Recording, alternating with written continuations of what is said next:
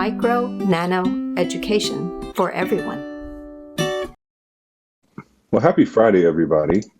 Good to see you all. Hope you're doing well. Actually, we had a mentor meeting right before this and decided to kind of take a little bit of a different approach to start us off with. So we're tentatively calling this, what is this? Is it like Real Talk Friday or like Real something? But basically an opportunity for those who've been like talking and leading this, your like mentors, to really just be open and honest about like our journey through this process, like our failures, some of our trip ups. And so since I'm starting, I will start. Since I'm talking, I will start. My junior year of undergrad, I was a mechanical engineering major. My junior year of undergrad, I like something about electrical systems and devices like didn't like click in my head. And I got so like overwhelmed from class, like I basically like failed the class because I got like so overwhelmed and felt like I was like in it by myself. And I was like, I'm just gonna stop coming to class, as if like I was punishing anyone other than myself. But ended up having to take it over again, and went on to get a second master's, and eventually a doctorate in education. So I know a lot of you come to these Friday meetings, you're like, listen, I'm just holding on. Like, I don't even understand the class I'm in right now.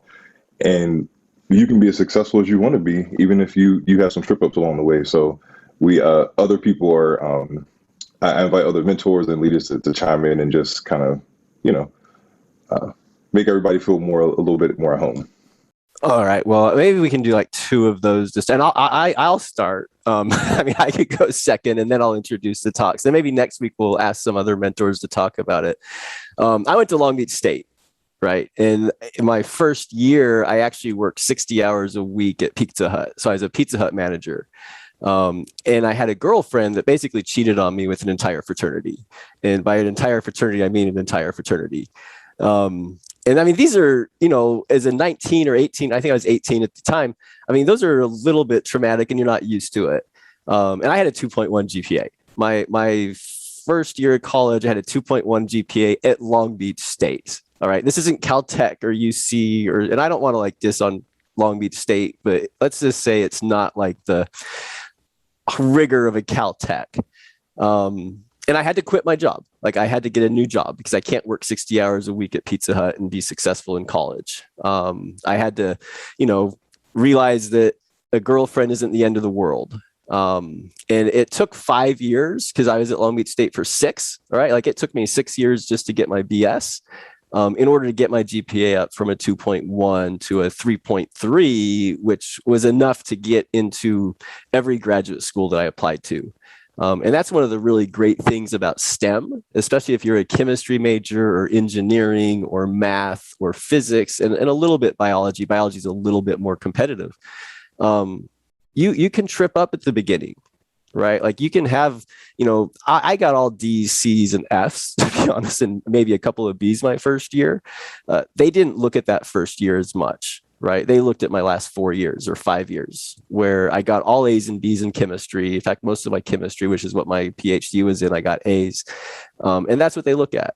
So if you do struggle at the beginning, if you struggle at your community college, it's not the end of the world and you're able to have enough time to make it up. Now, once you get into that 4th or 5th year at your 4-year university, that's the go time, right? Like that's the time that it's like you've got to be successful. I tell my students, community college is the time that we are getting you ready for when your education really matters. And that's when you go to Purdue or Caltech or UCLA or whatever school you transfer to. Like that's when your education is the most important. So do everything you can at the community college to prepare yourself for that, because that's what will get you to the next step. And with that, I want to get to our talks. We've got 2 awesome presentations today. We're going to start with Dr. Ollie Strachan, who is going to be talking about his remote research project that he does with CURN on blockchain coding. And I'll leave it up to him to kind of talk about it and have his students share what they do. So Dr. Strachan, thanks for coming and looking forward to hearing about the project. Yeah, thanks. And so I know there's a lot of people. I can't see everyone but I assume there's a bunch of students, and I think what Kendrick and Jared did, it's so important, okay, for students to understand. And we were half joking that, we have a project where we're ambitious and we push to deliver. That's not incompatible with what we have been discussing, right? I think I would take it even further. Failure is it's necessary. It's necessary for success. And so my first exam in college was a math exam. I got 4 out of 10, okay, 40%. And then I graduated. I studied at the University of Buenos Aires, and then I went to Caltech for a postdoc. And Jared was mentioning Caltech, so this reminded me of that. And Caltech there's high pressure. Folks, are smart, and you feel a little out of place. And it's not. I felt a little bit of imposter syndrome, and I think that's common. It happens to a lot of us. And I didn't even think that I'm not going to do well. I felt Caltech is going to send me this letter that I have been the worst postdoc ever in the history of the institution, And so every one of us goes through these type of experiences, and it's overcoming those and finding folks that can help you and mentors that can help you. That's how we all make it through. And so I would more than second both Kendrick's and Jared's comments. And I think it's super important for students to understand that that's the experience. This will happen to you, and just pick yourself up. And in the long run, things are going to work out if you put your heart to it and your mind to it. It takes time, and they're not all strikes. There are a lot of balls along the way. All right. So let me tell you a little bit about the project. All right. So our project is on blockchain and proof of useful work. Here's our team. So this is the team. O'Neill and Strachan are the students working on this. Yu Chang is working as hard as all the students and contributing a lot to the program. And Shivan and Brian are two researchers in my group who have been acting as mentors. And of course, Tanya and Jared play pivotal roles in the project.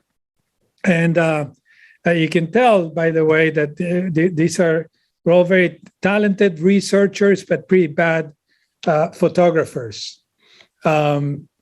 So let me tell you a little bit about the project. Before jumping into the project, the type of research that we do in my group, I'm a professor of materials engineering. We do molecular level simulations of materials. We'd like to watch materials work at atomic scales and try to use these understanding physics-based simulations to improve materials. That's the research that we do. And to be honest, I know squat about blockchain, but you're going to see towards the end of the talk why I'm interested in this and why we started this collaboration. So let me tell you what blockchain is. So if you don't know, blockchain is the technology underlying Bitcoin and many other cyber currencies. And the idea of blockchain is a chain of blocks, and it's a distributed ledger, okay? And the ledger is made out of individual blocks, and each block records transactions, okay? So, for example, here, block number 2, O'Neill pays Chloe $10, and that is in the ledger. And then the next piece of information is Chloe pays Dr. Chang $8, okay? And so on and so forth. So you create a chain of these blocks that record transactions. Now, so in Bitcoin, you record transactions, monetary transactions. You can create a blockchain for any sort of information. It could be medical information, could be research information. The key thing is that it's distributed and it's a tamper-proof ledger. And we're going to discuss what is the technology that makes this tamper-proof, okay? And so the way you make it tamper-proof is that in order to add a block to the chain, let's say I want to say I paid Tanya $20. To be able to record that, I need to show what's called proof of work, okay? I need to do computational work to demonstrate that I'm a participant in the community and I've invested my resources in order to be able to contribute a block to the chain. And the way this is done in blockchain, most blockchains, is by you have to solve a cryptographic puzzle. And that's what's called mining, okay? Just like mining for gold, you mine for Bitcoin, and the process of mining is showing that you've used computational resources to solve this puzzle. And we're going to go into the details. And then the way this chain is tamper-proof is because it's a chain. And if you try to change a record, we're going to see that in a minute. If I try to go there and say, Ale paid Dr. Chang $8, I will break the entire chain, okay? So let's see how this technology works. One of the things that I'm excited about this project is that our products is, the students don't just do research and write a little report that dies in my computer. We actually make products. So this is an actual tool in nanoHUB that all of you will be able to run, and anyone from around the world will be able to run using a web browser, using cloud computing. And so I'm going to demo some of the tools that we have, the students have created. We've worked together with them. And an important point is that these tools, once they get published in nanoHUB, they're a publication. They're indexed by Web of Science. They're indexed by Google Scholar. And you can see that it's like a publication. They have a title, they have authors, and then the actual live code and tool is there. So let me show you how a blockchain works. And the objective of this little tool we've been working on is to teach others about blockchain. And then at the end of the presentation, I'm going to show you what is our next step, and that's the researchy aspect of the project. So here's an actual live blockchain, okay, running in nanoHUB. And as I said, all of you will be able to run it. So a chain is a bunch of blocks, and this is all interactive computing, so you can go there and change. So you have the Genesis block is different, but then all the other blocks, they have a little transaction, okay, whatever you want to, information that you want to store in the block. And it has some other information. That's where you show the work, okay? So let me show you how this works by adding one more block to the chain. So let's say I come to this existing chain. It has 4 blocks in it, and I want to add a transaction, okay? So let's say my data, the transaction that I want to add is Ale pays Tanya. How much money do you want, Tanya? $1 million, okay? That's the data. Now, I want to add this to the chain. In order to do that, I need to show that proof of work, that I spent computer time, computer resources doing this. And the way you do it is with this cryptographic puzzle. And the puzzle is like finding a password, okay? This breaking a password. So the password is this field here called nonce, and this is a set of characters such that the hash of all the information that's in the block starts with 40. So I'll tell you what a hash is in a minute, but a hash is a function. It's a it's a function that takes data of a given size, any size, and turns it into a string of a fixed number of characters, okay? So if I go here and change the data, you see how the hash keeps changing, right? And this hash is basically random looking.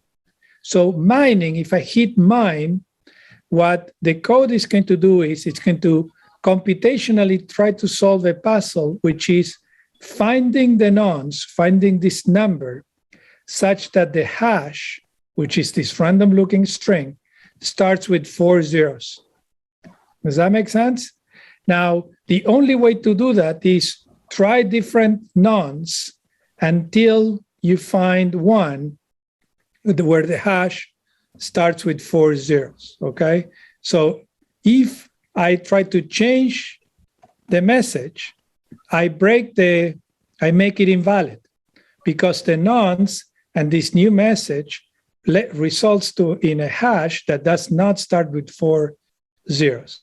I hope that makes sense. I know I'm going quickly. So if I change my data, I need to remine so that finds another nonce so that the hash starts with 4 zeros. So that's the cryptographic puzzle.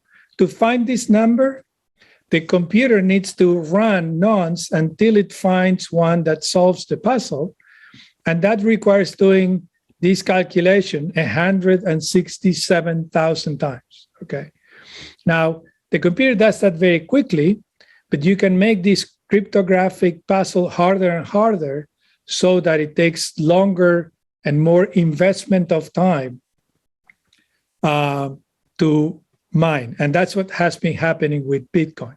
Now, the key thing is this is a chain of blocks. So if I go here and try to tamper with it, what happens is if I go here and say, Ale paid Chloe instead of O'Neill, this, by changing the data, my hash is wrong. And it makes this block invalid. Not only that, it's a chain. So this hash is used in the next block. So I break my current block that I tampered with, and I break all the subsequent blocks in the chain. So the whole chain breaks down. Does that make sense? So if I want to cheat, I need to mine this guy. So now this is valid, but I also need to mine this guy and this guy, okay?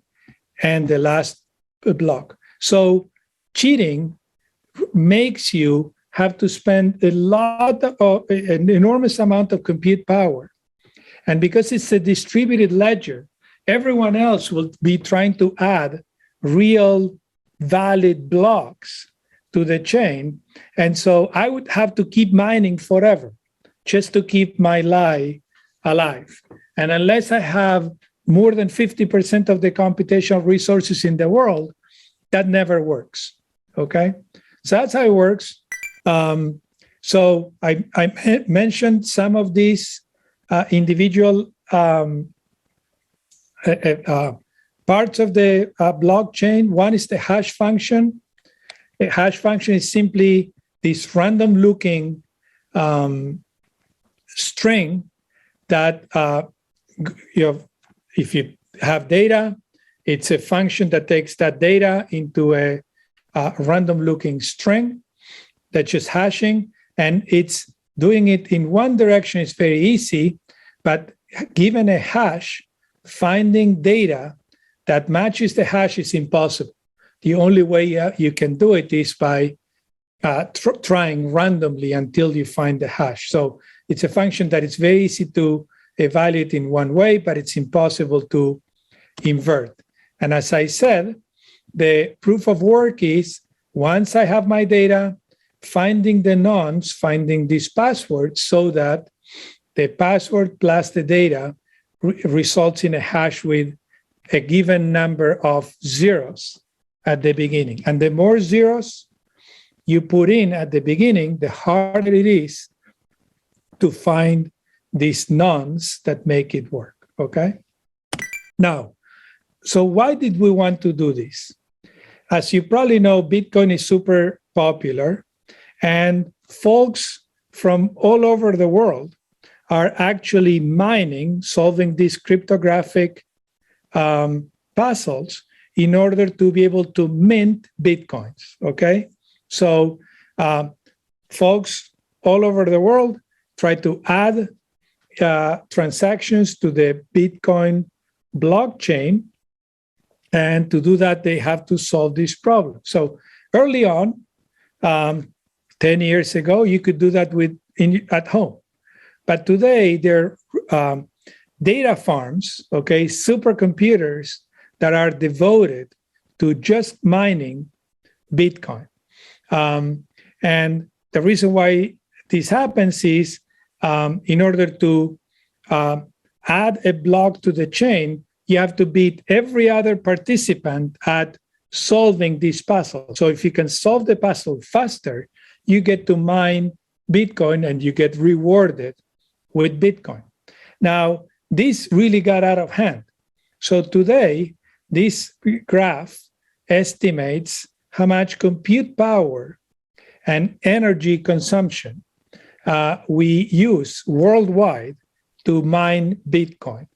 And you can see that by some estimates, we spend more energy mining Bitcoin than the entire country of Sweden, okay? So believe it or not, we use more power, 7 times more power and computational resources mining Bitcoin than the entire compute power used by Google, okay?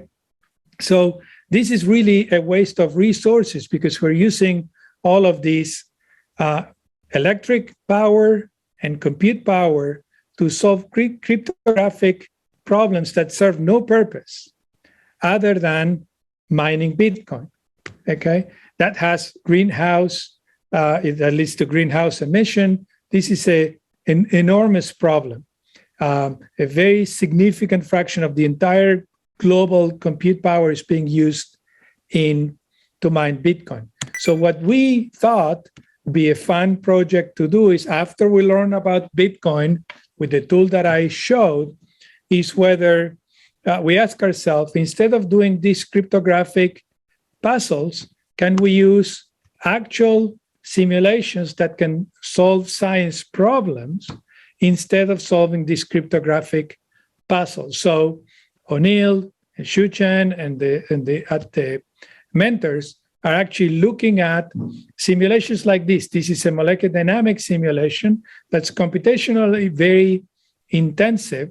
So can we have a proof of work that's based on solving a computational problem and sharing it with the scientific community? So at the same time that we're mining Bitcoin, we are solving science problems. We can be addressing, the design of new drugs.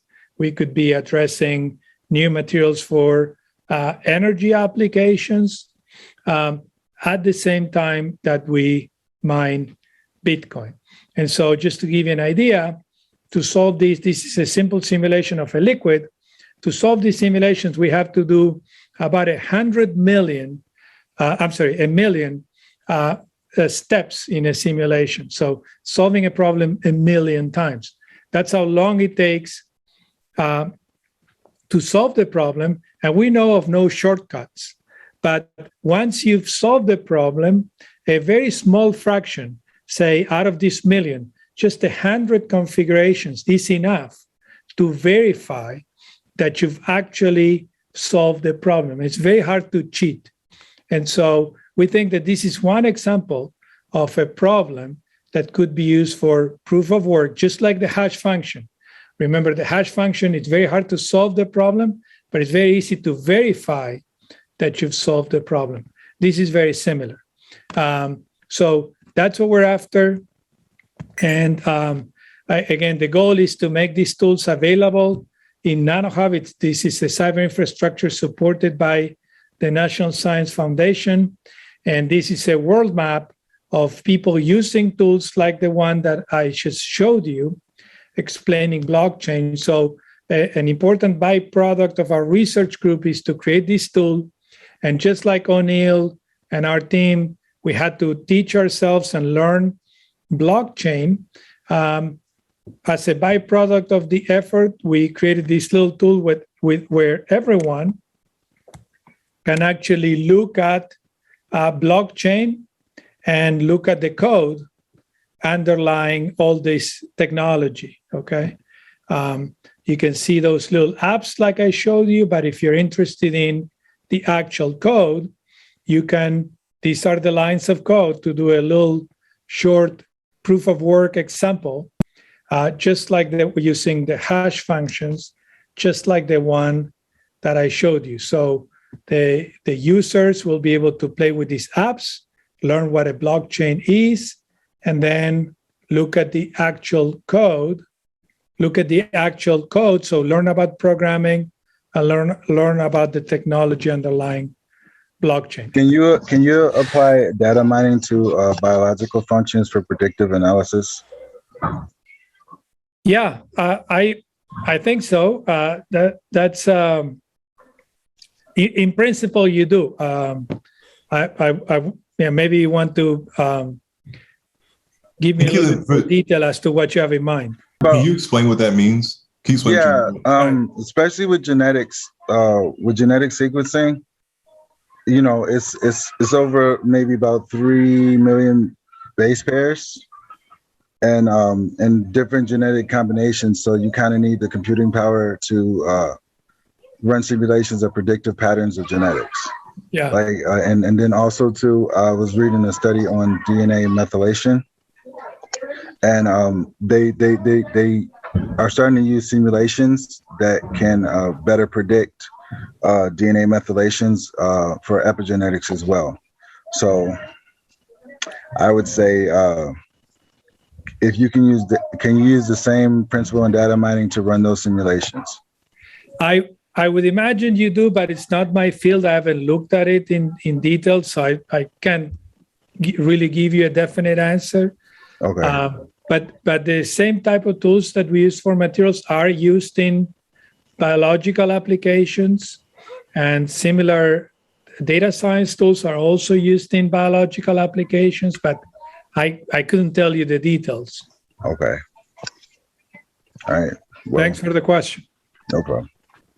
I have a question. So, Dr. Strachan, with the actual team, is the work that you do, are you going to be able to get to actually implementing, solving those science problems using blockchain, or is your work currently more focused on, making blockchain more accessible?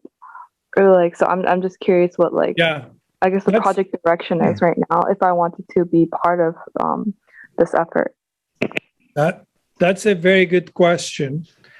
And so we started with this idea, right, of replacing proof of work with proof of useful work, right? Use this compute power that's being basically wasted other than to be able to add a block to the chain to solve a scientific problem. Now, it's an ambitious problem, and it's like research. We had conversations with Jared and with Tanya, and these are open-ended and they're ambitious. And so sometimes you take, in some cases things work out and you finish very quickly. In some other cases, you get halfway and you find a roadblock. And that also depends on students, how long they can stay in a project, how fast they learn stuff. So what we try to design a project is kind of trying to have the best of both worlds, where we have an ambitious goal that I hope we will be able to achieve, will be able to demonstrate a blockchain with proof of useful work. But we have a bunch of these intermediate goals, which are real, actual products. They're educational products, like what you saw. They're a tool, a publication designed to teach students about blockchain and about programming and about the technology underlying blockchain, where there's a lot of interest. And so, we have these intermediate rungs in the ladder where we have products planned at different stages. So now O'Neill and the other students are learning about molecular simulations, and our goal is to create something similar to what we have, but with a molecular simulation, right? With proof of useful work. Now, if you shoot to the stars, what do we want to do? Bitcoin adopting our technology. Well, what are the chances of that? Very little. What are the chances of us writing a couple of cool papers and maybe influencing other people who can use this idea to create blockchains for scientific data for other types of applications? I think that's more likely. And it depends on how long we can stick to it, interest of students, and availability of the resources. Does that make sense? Yeah. So I'm also curious. So, like, the proof of useful work in blockchain is, definitely like a research interest that I've heard about before. Also, so is there any like existing work on proof of useful work for blockchain that is like currently being in use right now? There's a few examples. I think it's more on the researchy side, but there are a few papers. If you search proof of useful work, folks have proposed machine learning tasks for proof of useful work and some other similar problems. So what we're trying to do is that's why I told you at the beginning that our field of research is this type of physics-based molecular level simulations of materials. So we're trying to see if those type of simulations are appropriate for proof of useful work. Very little work has been done, so there's a huge opportunity to do cool proof of useful work examples. It's really an emerging field. Thank you. Thank you.